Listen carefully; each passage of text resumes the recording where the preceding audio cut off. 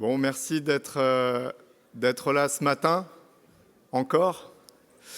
Les rangs sont un peu clairsemés, je pense qu'il y a peut-être quelques personnes qui vont terminer d'arriver tout à l'heure. Donc, bonjour, alors je suis toujours Yannick Régnier, responsable de projet Eau Claire, réseau pour la transition énergétique. Et je vais animer cette deuxième plénière comme celle de mercredi après-midi. J'espère que vous allez bien.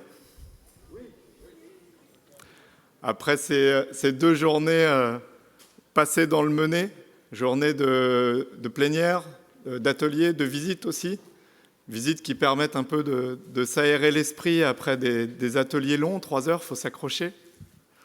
Mais c'est aussi ce qui fait la spécificité des rencontres par rapport à pas mal d'événements.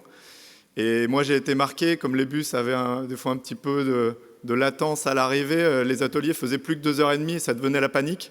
Mais rappelez-vous qu'habituellement, ça dure 45 minutes. Donc c'est vraiment un confort et je pense que tout le monde apprécie ce format-là. On est largement passé entre les gouttes. Ça, c'est quand même aussi sympa. Et puis surtout, surtout non, c'est mon côté festif, mais on a aussi passé des bonnes soirées. Avec un repas hier digne d'un mariage ou d'une première communion. C'était d'un bel anniversaire, en tout cas, d'un gâteau de 10 ans.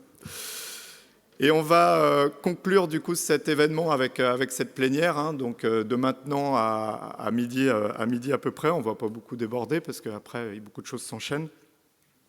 3 contenus sur cette plénière-là, 3 tables rondes thématiques, 2 séquences de témoignages d'expériences personnelles. On a appelé ça TEDx mercredi, mais depuis on m'a dit non, c'est TEDx, c'est déposé, il ne faut pas le dire.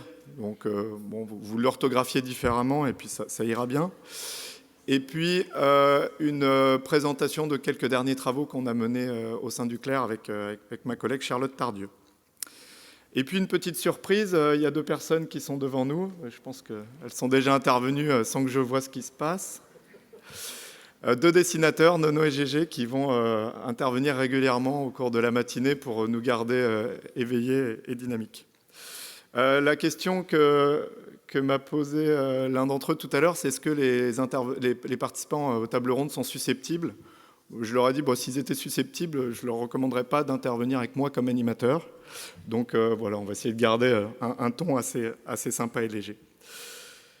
Et puis, alors juste sur les enjeux techniques, j'avais parlé d'une modalité de contribution la dernière fois qui passe par Internet et tout. Bon, j'ai réalisé qu'en fait, dans le Menet, on perd un peu des fois en confort télécom ce qu'on gagne en lien humain.